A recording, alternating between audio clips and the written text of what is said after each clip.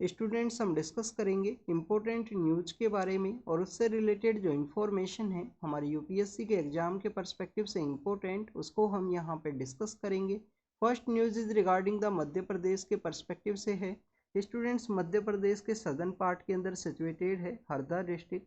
Harda district के अंदर में एक फायर क्रैकर मैन्युफैक्चरिंग यूनिट के अंदर में ब्लास्ट होने की वजह से कुछ वर्कर्स हैं उनका वहाँ पे डेथ हुआ है। तो स्टूडेंट्स इस तरीके के जो इंसिडेंट्स है कंटिन्यूस आपको इंडियन इंडस्ट्रियल एरियाज के अंदर में आपको देखने के लिए मिलते हैं। आप देखिए कि इस तरीके के जो इंसिडेंट्स है वो बेसिकली हमारे यहाँ पे जो वर्किंग क्लास है उसका जो सेफ्टी है उसको किस तरीके से नेग्लेक्ट किया जाता है मैन्युफैक्चरिंग एरियाज के अंदर में। और आप देखिए कि हमारे यहाँ पे जो वर्किंग क्लास का जो कंडीशन है उसको भी ये रिवील करता है, उसका जो वर्किंग कंडीशन है उसके बारे में। तो स्टूडेंट्स आपको यहाँ पे आईएलओ का जो कन्वेंशन है उसके पर्सपेक्टिव से ज़रूर से पता होना चाहिए। आप देखिए कि आईएलओ का एक कन्वेंशन वर्कर्स के सेफ्टी के पर्सपेक्टिव से है, तो क्या इंडिया के द्वारा वर्कर्स का जो सेफ्टी का जो कन्वेंशन है उसको रेटिफाई किया गया है या नहीं किया गया है उसके बारे में आपको रीड करना है आईएलओ के उस कन्वेंशन के बारे में। स्टूडेंट्स आईएलओ को इंडिया के द्वारा ही इस्टेब्लिश किया गया था। इंडिया इसका एज ए फाउंडिंग मेंबर है। 1919 के समय में इसको इस्टेब्लिश किया गया after the world war first के बाद में। आप देखिए कि इसके जो मैक्सिमम कन्वेंशन है इंडिया के द्वारा रेटिफाई किए गए हैं, ऐसा ही एक कन्वेंशन है जो इंडिया ने 2017 के समय रेटिफाई किया था चिल्ड्रंस का जो वर्किंग कंडीशन है उसके रिगार्डिंग में।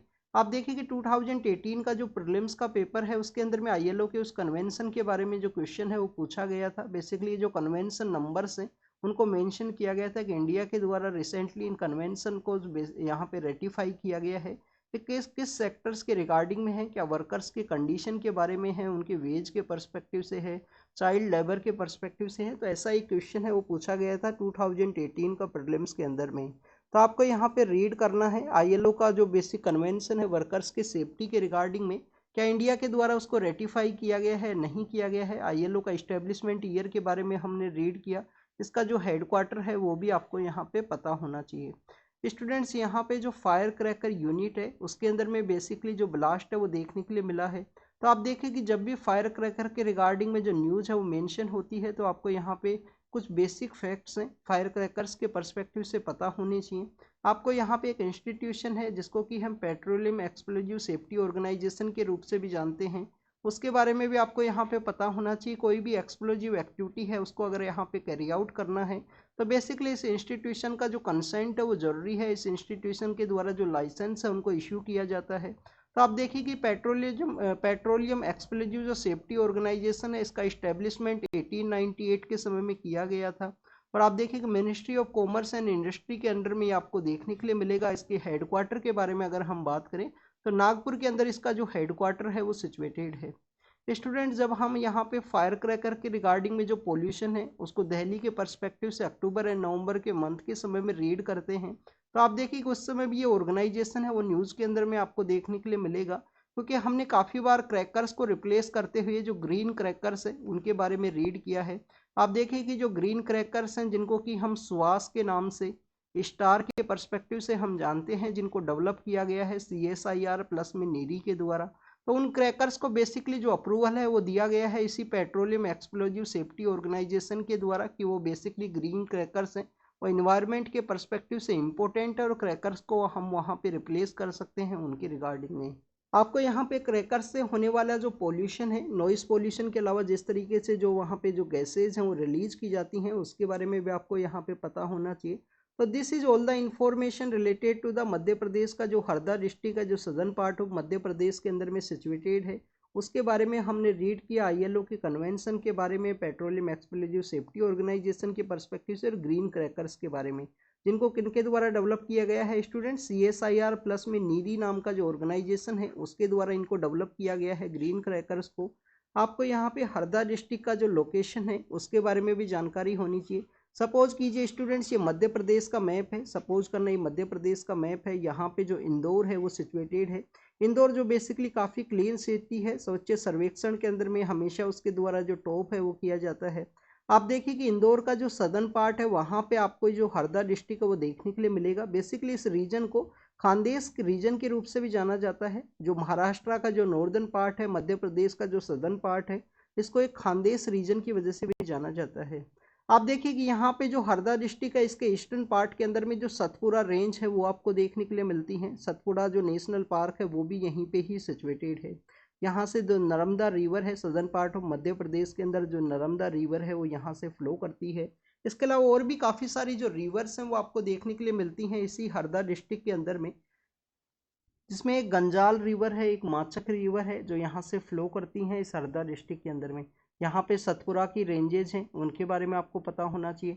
मध्य प्रदेश के जो प्रोटेक्टेड एरियाज हैं उनके बारे में आप जरूर से रीड करना स्टूडेंट्स। कितने नेशनल पार्क हैं, रामसर साइट्स के बारे में हमने काफ़ी बार डिस्कस किया है। रिसेंटली जो ministry of tourism and ministry of environment forest के रिगार्डिंग में एक पायलट प्रोजेक्ट है जिसको भी स्टार्ट किया गया था। तो आप देखिए कि मध्य प्रदेश की 2 साइट्स हैं जिससे कि हमारे यहाँ पे रामसर साइट्स के अंदर में जो टूरिज्म है उसको बूस्ट किया जा सके। और स्टूडेंट्स आपको रामसर के ही कन्वेंशन के रिगार्डिंग में रिसेंट जो डेवलपमेंट है उसके बारे में भी पता होना चाहिए। आप देखिए अर्लियर समय में हमारे यहाँ पे 75 साइट्स हुआ करती थी, अब इनका जो नंबर्स है वो इंक्रीज हो गया है। टोटल हमारे यहाँ पे जो 80 साइट्स अब रामसर कन्वेंशन के अंडर में। तो this is all the information related to the first news के पर्सपेक्टिव से है। सेकंड न्यूज़ के बारे में अगर हम बात करें, उत्तराखंड इंडिया का फर्स्ट स्टेट के रूप में बना है जिसने आफ्टर इंडिपेंडेंस के बाद में यूनिफॉर्म सिविल कोड है उसको इम्प्लीमेंट किया। तो स्टूडेंट्स आपको यहाँ पे पता होना चाहिए कि ऑलरेडी हमारे यहाँ पे जो गोवा नाम का जो स्टेट है वहाँ पे यूनिफॉर्म सिविल कोड है। बट आप देखिए कि गोवा के अंदर यूनिफॉर्म सिविल कोड है बट आफ्टर द इंडिपेंडेंस नहीं है गोवा के अंदर में। गोवा के अंदर में जो यूनिफॉर्म सिविल कोड का जो इम्प्लीमेंटेशन किया गया था 1867 के समय में, जो पुर्तगीज वहाँ पे उनका पावर हुआ करता था, तो पोर्तुगीज के द्वारा वहाँ पे जो सिविल कोड है उसका इम्प्लीमेंटेशन किया गया। आफ्टर द गोवा का जो लिबरेशन आया 1961 के समय में, गोवा को इंडिया के अंदर एज ए यूनियन टेरिटरी के पर्सपेक्टिव से ऐड किया गया है। गोवा को कौन से कॉन्स्टिट्यूशन अमेंडमेंट एक्ट के थ्रू ऐड किया गया था स्टूडेंट्स, इसके बारे में आप रीड करना। क्या 10th के थ्रू किया गया था, 12th के थ्रू या 14 के थ्रू में। आप देखिए कि 14 के अंदर में आपको बेसिकली पुडुचेरी है वो देखने के लिए मिलता है, एक में आपको दमन एंड दीव देखने के लिए मिलेगा, और आप देखिए एक में आपको जो गोवा है उसका जो इंडिया के साथ में इंटीग्रेशन है वो देखने के लिए मिलेगा इस कॉन्स्टिट्यूशन अमेंडमेंट एक्ट के थ्रू में। तो गोवा के अंदर में जो यूनिफॉर्म सिविल कोड का जो इम्प्लीमेंटेशन है वो पोर्तुगीज के टाइम में है, कॉलोनियल एरा के समय ही वहाँ पे इम्प्लीमेंट किया गया था। उत्तराखंड इंडिया का फर्स्ट स्टेट बना है आफ्टर द इंडिपेंडेंस जिनके द्वारा यूनिफॉर्म सिविल कोड है जिसको कि यहाँ पे इम्प्लीमेंट करने के बारे में बात की गई है, असेंबली के अंदर में उसको प्रपोज किया गया है। आपको यहाँ पे यूनिफॉर्म सिविल कोड के पर्सपेक्टिव से हमारे डीपीएसपी के अंदर आर्टिकल 44 है उसके बारे में भी पता होना चाहिए। आप देखिए कि यहाँ पे काफ़ी सारे ऐसे कन्वेंशन हैं जिन काफ़ी सारे ऐसे जो क्लोज हैं उनको ऐड किया गया है, जैसे कि यहाँ पे एक रजिस्ट्रेशन सर्टिफिकेशन है वो भी जरूरी है। तो हो सकता है कि आने वाले दिनों में इसको बेसिकली जुडिशरी के अंदर भी चैलेंज किया जाए कि जो पर्सन्स का जो प्राइवेसी है उसको ये बेसिकली यहाँ पे नेग्लेक्ट करता है, प्राइवेसी का वायलेशन हो सकता है इस तरीके के जो बिल्स के रिगार्डिंग में। नेक्स्ट अगर हम बात करें स्टूडेंट्स, यहाँ पे जो ट्राइबल कम्युनिटी है उसको सेपरेट रखा गया है यूनिफॉर्म सिविल कोड की पर्सपेक्टिव से। तो 2.9% के आसपास जो पॉपुलेशन है, 2.9% के आसपास जो पॉपुलेशन है इस स्टेट का कॉन्स्टिट्यूट करता है ट्राइबल कम्युनिटीज़ के द्वारा। आप देखिए कि उत्तराखंड के अंदर में आपको कौन कौन सी ट्राइबल कम्युनिटीज़ हैं वो देखने के लिए मिलती हैं। एक तो आपको वन गुर्जर हैं जो आपको मैक्सिमम टाइम न्यूज़ के अंदर में देखने के लिए मिलते हैं। एक हट्टी नाम का जो ट्राइब है वो भी पाया जाता है जो मैक्सिमम आप देखिए कि सिरमौर डिस्ट्रिक्ट हिमाचल प्रदेश के अंदर में न्यूज़ के अंदर है कि वहाँ पे उनको शेड्यूल्ड ट्राइब का जो स्टेटस है वो दिया जाए। सिरमौर डिस्ट्रिक्ट के अंदर में हिमाचल प्रदेश के अंदर में उनका जो प्रेजेंस है वो आपको उत्तराखंड के अंदर भी देखने के लिए मिलता है। हट्टी ट्राइब है, वन गुर्जर नाम का जो ट्राइब है वो देखने के लिए मिलेगा। नेक्स्ट अगर हम बात करें स्टूडेंट्स, केरल के द्वारा जो बेसिकली ओरिजिनल जो ज्यूरिडिक्शन के थ्रू में सुप्रीम कोर्ट में जो अप्रोच किया गया है कि वहाँ पे जो नेट बोरोइंग का जो सीलिंग है वो लगाया गया है सेंट्रल गवर्नमेंट के द्वारा अगेंस्ट द केरल स्टेट के पर्सपेक्टिव से, तो उसको बेसिकली यहाँ पे एंडोर्स किया गया है तमिलनाडु के द्वारा। तो आप देखिए कि हमारे कंट्री के अंदर में काफ़ी सारा जो सेंटर स्टेट का जो कन्फ्लिक्ट है वो देखने के लिए मिला है। वहाँ पे स्टेट्स का जो डिफरेंट डिमांड है, ऐसा ही एक डिमांड आपको यहाँ पे कर्नाटका के अंदर में देखने के लिए मिला। कर्नाटका के जो सीएम हैं उनके द्वारा चलो दिल्ली नाम का एक स्लोगन है वो दिया गया है कि उनके द्वारा दिल्ली के अंदर जो प्रोटेस्ट है वो किया जाएगा। बेसिकली ये यहाँ पे जो फंडिंग के पर्सपेक्टिव से है कि सेंटर से जो मोर मनी है वो रिलीज किया जा सके। आप देखिए कि एमजी नरेगा नाम का जो स्कीम है उसके बारे में हमने रीड किया था, मिनिस्ट्री ऑफ रूरल डेवलपमेंट के अंडर में एक स्कीम है आपको देखने के लिए मिलेगा। इस स्कीम का ड्रॉबैक क्या है स्टूडेंट, ड्रॉबैक यही है इस स्कीम के अंदर में बेसिकली कोई भी स्किल का जो रिक्वायरमेंट है वो नहीं है, तो इंडिया का जो वर्क फोर्स है उसको एक अनस्किल वर्क फोर्स के रूप में ये डेवलप करता है। बट स्टूडेंट्स आप देखें कि हमारे ग्रास रूट लेवल के ऊपर में जो अनस्किल पर्सन है, जो इलिटरेसी काफ़ी ज़्यादा हायर है, तो बेसिकली उन पर्सनस को इंगेज करने की रिगार्डिंग में उनको कोई एम्प्लॉयमेंट है वो दिया जा सके, उस वजह से इस स्कीम को प्रपोज किया गया था। ये काफ़ी फेमस लीडर हुआ करते थे बिहार के रिगार्डिंग में, उनका काफ़ी बड़ा रोल है एमजी नरेगा के इम्प्लीमेंटेशन के पर्सपेक्टिव से। इसके अलावा अगर हम बात करें वेस्ट बंगाल के अंदर जो इरेगुलरिटीज देखने के लिए मिली हैं, आधार एनेबल जो पेमेंट सिस्टम है उसके रिगार्डिंग में आप देखिए कि उसको कंपलसरी किया गया है गवर्नमेंट के द्वारा पेमेंट के रिलीज के पर्सपेक्टिव से। और वेस्ट बंगाल के अंदर इस तरीके के एलिगेशंस देखने के लिए मिले थे कि वहाँ पे जो यहाँ पे एम्प्लॉयमेंट कार्ड है वो फेक एम्प्लॉयमेंट कार्ड्स हैं वो जनरेट किए गए हैं, उसी के रिगार्डिंग में ईडी के द्वारा जो रेड है उसको कंडक्ट किया गया। हमने यहाँ पे चलो दिल्ली के बारे में रीड किया, आप देखिए कि आपको दिल्ली चलो का जो स्लोगन है, दिल्ली चलो का जो स्लोगन है उसके बारे में आपको पता होना चाहिए।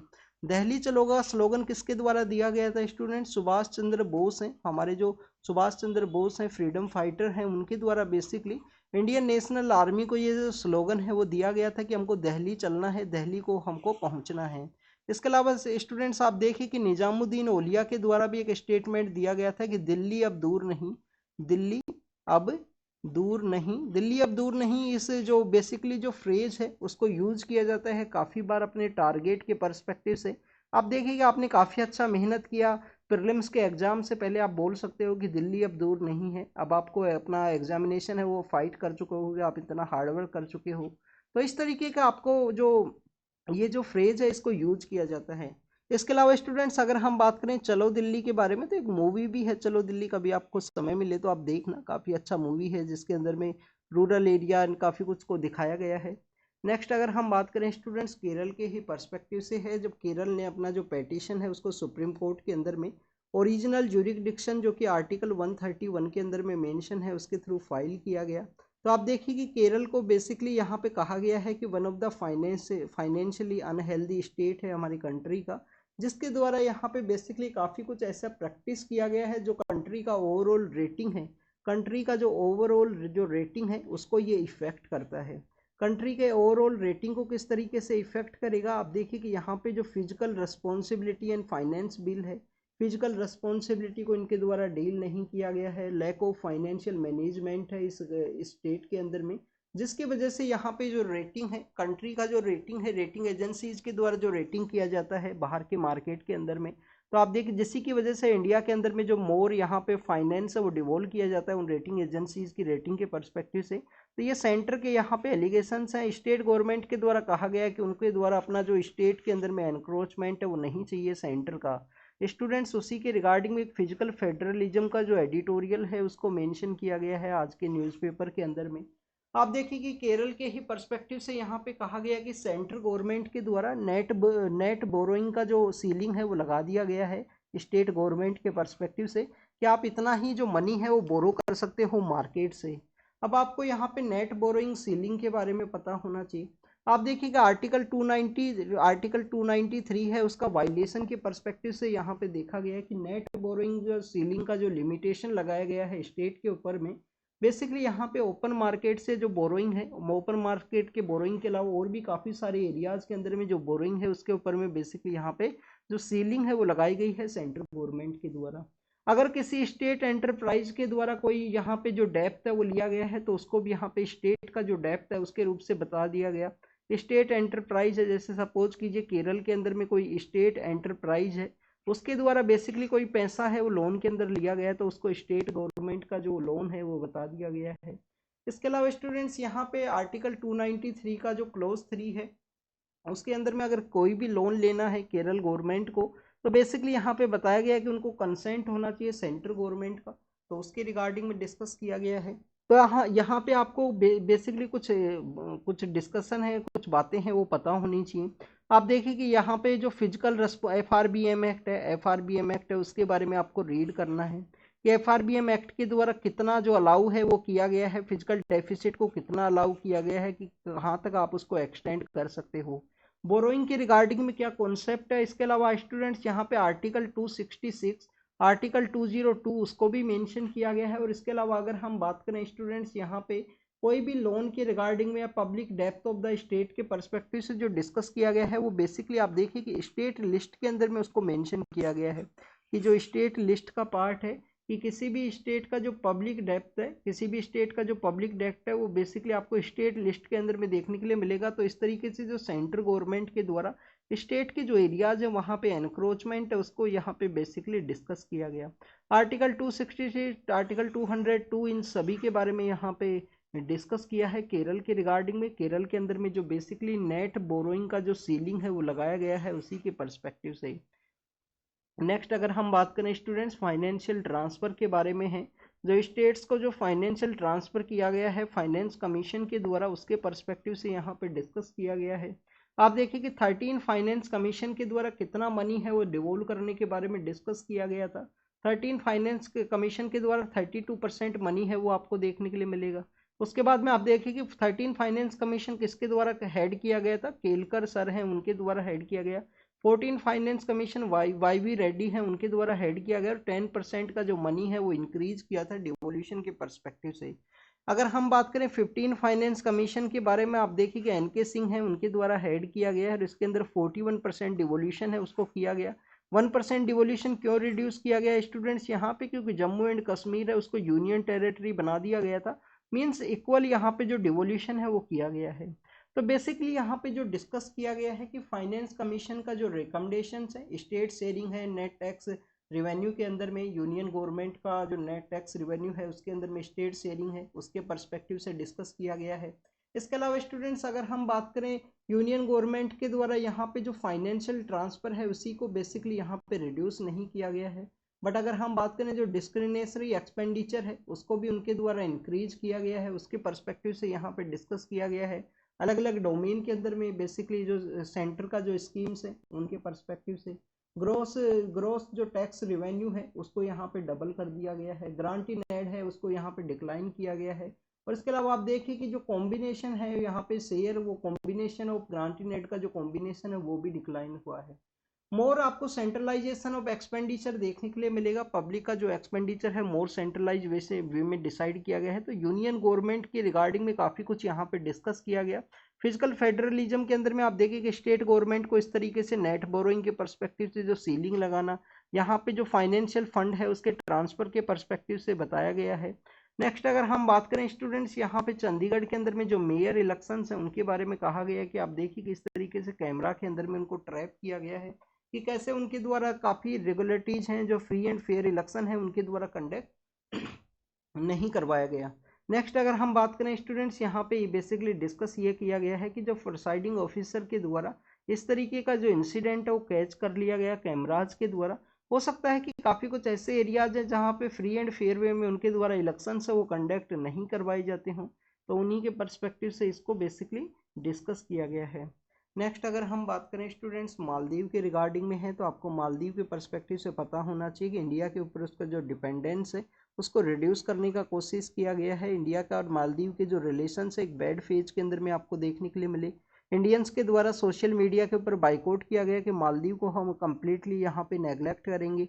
आप देखिए कि वहाँ पे जो इंडियंस का विजिटिंग जो नंबर्स हैं वो डिक्लाइन आया है, कम्प्लीटली जो नेगलेक्ट है वो नहीं हुआ है, जीरो नहीं हुआ स्टूडेंट्स, बेसिकली डिक्लाइन हुआ है। बट उस गैप को फुलफिल कर दिया गया है चाइना के द्वारा, क्योंकि चाइना से अर्ज किया गया था मालदीव अथॉरिटीज़ के द्वारा अपने जो टूरिस्ट है उनको यहाँ पे सेंड कीजिए, हमारा जो कल्चर है जो टूरिज्म का जो पर्सपेक्टिव है उसको बूस्ट कीजिए। नेक्स्ट अगर हम बात करें स्टूडेंट्स इसके अलावा मालदीव के द्वारा और भी काफ़ी सारे कंट्रीज है जैसे कि थाईलैंड है, यूनाइटेड अरब एमिरात है, उनसे डिस्कस किया गया है डिफरेंट सेक्टर्स के अंदर में। आप देखिए कि चाइना के द्वारा काफ़ी कुछ वहाँ पे जो डेवलपमेंट है वो किया जाएगा और इंडिया से जो डिपेंडेंस है उसको यहाँ पे लोअर डाउन करने का कोशिश किया गया है, उसको चेंज करने का कोशिश किया गया है मालदीव के द्वारा। तो स्टूडेंट्स नेक्स्ट अगर हम बात करें डिलिमिटेशन कमीशन एक्सरसाइज के बारे में है, आर्टिकल 82 के अंदर आपको डिलिमिटेशन का जो एक्ट है वो देखने के लिए मिलता है। हर एक सेंसस के बाद में डिलिमिटेशन का जो एक्टिविटी है उसको कैरी आउट किया जाता है हमारी कमीशन के द्वारा। इसका जो रिकमेंडेशन है वो बाइंडिंग आपको देखने के लिए मिलेगा। आप देखिए कि हमारे यहाँ पे जो फर्स्ट सेंसस है उनके बारे में इनको कंडक्ट किया गया था, 3 जो सेंसस है उसके बाद में जो नंबर ऑफ सीट्स हैं उनको फ्रीज कर दिया गया। और आप देखिए कि 2000 के समय लास्ट टाइम आपको देखने के लिए मिलता है डिलिमिटेशन का एक्सरसाइज। तो यहाँ पे स्टेट्स के पर्सपेक्टिव से डिस्कस किया गया है कि जो सदर्न इंडिया के स्टेट्स हैं उनके द्वारा बेटर वे में जो प्लानिंग है वो किया गया है, फैमिली प्लानिंग को बेटर वे में किया गया। नॉर्दर्न इंडिया के अंदर में बेसिकली जो पॉपुलेशन है वो काफ़ी ज़्यादा इंक्रीज हुआ है, तो अगर हमको टोटल जो 545 सीट्स हैं उन्हीं को अगर मेंटेन करना है तो आप देखिए कि सदर्न इंडिया के जो स्टेट्स हैं उनका जो नंबर है वो डिक्लाइन होगा। इसके अलावा स्टूडेंट्स यहाँ पे जो सीट्स हैं वो इंक्रीज होती हैं पॉपुलेशन के बेसिस पे, तो काफ़ी कुछ ज़्यादा संख्या है वो आपको देखने के लिए मिलेगा ये डिलिमिटेशन एक्सरसाइज के रिगार्डिंग में, तो उसी के पर्सपेक्टिव से डिस्कस किया गया। नेक्स्ट यहाँ पे कुछ बुक्स हैं जो औरंगजेब के पर्सपेक्टिव से पब्लिश हुई हैं। आप देखिए कि जो ज्ञानव्यापी जो मॉस्क्यू है उसका बेसिकली यहाँ पे जो एक कंट्रोवर्सी है वो क्रिएट हुआ था, जो 1669 के समय में औरंगजेब के द्वारा वहाँ पे डिस्ट्रॉय किया गया था। वहाँ के गवर्नर को ऑर्डर दिया गया कि वहाँ पे जो टेम्पल है उसको डिस्ट्रॉय किया जाए और बेसिकली वहाँ पे जो मॉस्क है उसका कंस्ट्रक्शन किया गया। नेक्स्ट अगर हम बात करें उन्हीं का जो टाइम पीरियड है उसके बारे में डिस्कस किया गया है। आप देखिए कि 1658 के समय में जो औरंगजेब हैं वो पावर के अंदर में आते हैं और 1707 तक उनका जो पावर है वो आपको देखने के लिए मिलता है। इस दौरान में आपको जो मराठा एम्पायर है वो भी आपको देखने के लिए मिलेंगे। आप देखें कि बैटल ऑफ सराय घाट का जो बैटल है वो नॉर्थ ईस्ट के एरिया के अंदर में वो भी इनके द्वारा वहाँ पे लड़ा जाता है, औरंगजेब का जो सेना है उनके द्वारा। इसके अलावा औरंगजेब का उस समय में आपको सिखिज्म के पर्सपेक्टिव से भी इंपॉर्टेंस देखने के लिए मिलेगा। जो गुरु गोविंद सिंह है, गुरु गोविंद सिंह के जो सन हैं उनको ईंट के अंदर में जिस तरीके से चिनवा दिया गया था, जिसको हम वीर साहिबजादा दिवस के रूप से या वीर बाल दिवस के रूप से सेलिब्रेट किया जाता है हमारे कंट्री के अंदर में। आप देखिए कि सर हिंद रीजन के अंदर में औरंगजेब के जो गवर्नर हुआ करते थे उनके द्वारा बेसिकली उनको ऑफर दिया गया था कि आप अपना जो रिलीजन है उसको कन्वर्ट कीजिए, और जिससे कि गुरु गोविंद सिंह को कंट्रोल किया जा सके। तो साहिबजादा जोरावर सिंह है, साहिबजादा फतेह सिंह है, उनके द्वारा अपना जो सेक्रीफाइस है वो किया गया अपनी लाइफ का, और बेसिकली अपना जो रिचुअल्स हैं उनको उनके द्वारा कन्वर्ट नहीं किया गया। नेक्स्ट अगर हम बात करें स्टूडेंट्स कोटा के पर्सपेक्टिव से है, आप देखिए कि यहाँ पे डिस्कस किया गया है कि कोटा जो है जिन पर्सन्स को जो कोटा है वो रिसीव हो चुका है तो उनको बेसिकली यहाँ पे जो सब कास्ट है उनको बेटर वे में रिप्रेजेंटेशन देने के रिगार्डिंग में ये रोहिणी कमीशन के पर्सपेक्टिव से डिस्कस किया गया है सुप्रीम कोर्ट के अंदर में। रोहिणी कमीशन जो बेसिकली आपको आर्टिकल 340 के अंडर में देखने के लिए मिलता है कि कुछ ऐसी कम्युनिटीज़ हैं जिनको कि बेसिकली यहाँ पे ओबीसी कोटा के अंदर में काफ़ी अच्छा डोमिनेशन है, तो मोर कम्युनिटीज़ को जो रिप्रेजेंटेशन है उसको प्रोवाइड करने के पर्सपेक्टिव से यहाँ पे जो बेसिकली उनको अलग अलग जो कैटेगरी है उसके अंदर में कन्वर्ट कर देना चाहिए, उसी के रिगार्डिंग में डिस्कस किया गया है। तो आप देखिए कि इस टॉपिक को हमने काफ़ी बार रीड किया है। जस्टिस रोहिणी कमीशन एक ओबीसी कमीशन आपको देखने के लिए मिलता है। ओबीसी का जो रिजर्वेशन है उसको कैटेगराइज करने के पर्सपेक्टिव से काफ़ी सारे स्टेट्स के द्वारा किया गया है। यहाँ पे जम्मू एंड कश्मीर के जो ओबीसी कोटा के पर्सपेक्टिव से लोकसभा के अंदर जो बिल है वो पास हुआ है। अर्लियर फेज के अंदर हमने राज्यसभा के पर्सपेक्टिव से डिस्कस किया था कल या परसों के अंदर में। नेक्स्ट अगर हम बात करें स्टूडेंट्स इलेक्शन कमिश्नर्स का जो अपॉइंटमेंट है उसके बारे में डिस्कस किया गया है। आप देखिए कि पीएम होंगे, इसका जो सिलेक्शन कमेटी है उसके अंदर में आपको बेसिकली जो पीएम सर देखने के लिए मिलेंगे, लीडर ऑफ अपोजिशन देखने के लिए मिलेंगे। इसके अलावा आप देखिए लीडर ऑफ अपोजिशन अगर नहीं है तो लार्जेस्ट जो पार्टी रहेगी अपोजिशन के अंदर में उसके जो लीडर हैं वो रहेंगे। इसके अलावा आप देखिए कि यहाँ पे पीएम सर के द्वारा लीडर ऑफ अपोजिशन के अलावा एक यूनियन मिनिस्टर जिनको उनके द्वारा नॉमिनेट किया जाएगा। अर्लियर फेज के अंदर में यूनियन मिनिस्टर के द्वारा चीफ जस्टिस ऑफ इंडिया हुआ करते थे, बट उसको कानून के थ्रू उसको रिप्लेस किया गया। नेक्स्ट अगर हम बात करें जो हमारा म्यांमार बॉर्डर है 1643 किलोमीटर का जो म्यांमार बॉर्डर है इंडिया म्यांमार बॉर्डर, वहाँ पे जो फेंसिंग है वो किया जाएगा। मिनिस्टर ऑफ होम अफेयर्स के द्वारा ये स्टेटमेंट है वो दिया गया है। तो आपको यहाँ पे म्यांमार बॉर्डर के साथ में कौन कौन से स्टेट्स हैं जो अपना एरिया शेयर करते हैं उसके पर्सपेक्टिव से आप ज़रूर से रीड करना। नेक्स्ट न्यूज़ के बारे में अगर हम बात करें स्टूडेंट्स यहाँ पे गाजा के पर्सपेक्टिव से, गाजा के अंदर में आप देखिए कि जिस तरीके का जो इंसिडेंट है वो देखने के लिए मिला है उसकी वजह से बेसिकली यहाँ पे India middle east Europe economic corridor है वो कम्प्लीटली कोल्ड स्टोरेज के अंदर में आपको देखने के लिए मिलेगा। आप देखिए कि G20 की मीटिंग के दौरान में इंडिया के अंदर में इसको प्रपोज किया गया था, बेसिकली जो बेल्ट एंड रोड इनिशिएटिव है उसको भी यहाँ पे काउंटर किया जा सके। आप देखिए कि इटली के द्वारा उस समय में बेल्ट एंड रोड इनिशिएटिव है उससे भी एग्जिट किया गया था, क्योंकि चाइना का जो डेब्ट ट्रैप पॉलिसी है वो आपको देखने के लिए मिलता है। एंटी चीटिंग बिल है उसको बेसिकली पास किया गया है लोकसभा के अंदर में। चीटिंग के रिगार्डिंग में काफ़ी सारे कंपटीशन एग्जाम्स के अंदर जो चीटिंग के जो इंसिडेंट्स हैं वो देखने के लिए मिलते हैं। पीवीटीजी जो हमारी कम्युनिटीज़ हैं उनके रिगार्डिंग में राज्यसभा के अंदर जो बिल है वो यहाँ पे बेसिकली उसको पास कर लिया गया है, जिसके अंदर पीवीटीजी जो उड़ीसा और आंध्र प्रदेश का जो पीवीटीजी है उनको शेड्यूल्ड ट्राइब का जो लिस्ट है उसके अंदर में शामिल किया जाएगा। आप देखिए कि पीएम जनमन नाम का जो योजना है वो भी पीवीटीजी कम्युनिटी के रिगार्डिंग में है। हाईएस्ट नंबर ऑफ पीवीटीजी आपको उड़ीसा के अंदर देखने के लिए मिलती हैं, फिर आंध्र प्रदेश के अंदर में है। नेक्स्ट यहाँ पे इलेक्शन सिंबल रूल्स के पर्सपेक्टिव से है 1968 का इलेक्शन सिंबल जो ऑर्डर रूल्स है उसके रिगार्डिंग में अजीत पवार फैक्शन को बेसिकली रियल एनसीपी का जो टाइटल है वो इलेक्शन कमीशन के द्वारा दिया गया है। आप देखिए कि शिवसेना के पर्सपेक्टिव से भी जो टॉपिक है वो न्यूज के अंदर में है, पेंडिंग है, उसको भी आने वाले समय में यहाँ पे दिया जा सकता है। नेक्स्ट अगर हम बात करें स्टूडेंट्स म्यांमार के पर्सपेक्टिव से है, आप देखिए रखाइन स्टेट के अंदर में इंडियन ओरिजिन के जितने भी सिटीजन्स हैं उनको बेसिकली इंडियन अथॉरिटीज़ के द्वारा कहा गया है कि आप रखाइन स्टेट को यहाँ पे लीव कीजिए, क्योंकि वहाँ पे जो सिविल वॉर का जो सिचुएशन है वो क्रिएट हो सकता है। इसके अलावा स्टूडेंट्स अगर हम बात करें नेक्स्ट न्यूज़ के बारे में, तो जॉर्जिया के द्वारा रसिया का जो प्लान है उसको बेसिकली यहाँ पे रिजेक्ट किया गया है कि जो ब्रेक वे रीजन है उस रीजन के अंदर में रसिया का जो बेसिकली जो बेस है वो नहीं बनाया जा सकता है नेवी बेस के रिगार्डिंग में। जॉर्जिया जो आप देखिए कि ब्लैक सी के अंदर इसका जो प्रेजेंस है वो आपको देखने के लिए मिलता है और यूक्रेन के नियर बाई एरिया के अंदर ही सिचुएटेड है। इसके अलावा इस्तांबुल के बारे में है, वहाँ पे एक कोर्ट के अंदर में तीन लोगों का डेथ हुआ है टेररिस्ट अटैक के दौरान में। केन्या के कल्ट लीडर हैं जिनको कि बेसिकली यहाँ पे चार्ज किया गया है कुछ चिल्ड्रंस के डेथ के रिगार्डिंग में। केन्या का लोकेशन के बारे में ऑलरेडी हमने डिस्कस किया है, यहाँ पे आप देखिए कि लेक विक्टोरिया के पास में सिचुएटेड है। ट्रम्प के पर्सपेक्टिव से है, एग्जाम के लिए नहीं इंपॉर्टेंट है। वेस्टर्न एशिया के रिगार्डिंग में यूएस के जो लीडर हैं वो विजिट किए हैं, वो भी इंपॉर्टेंट नहीं है। और इसके अलावा आप देखिए कि जो किंग चार्ल्स हैं उनको कैंसर है वो अर्ली फेज के अंदर ही कैच कर लिया गया है, जिससे कि उनको बेटर वे में ट्रीट है वो किया जा सकता है।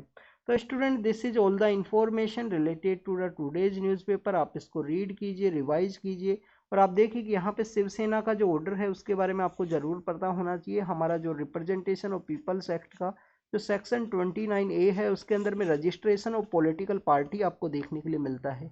क्या D registration of political party को कहाँ पे मेंशन किया गया है उसके बारे में भी आपको पता होना चाहिए।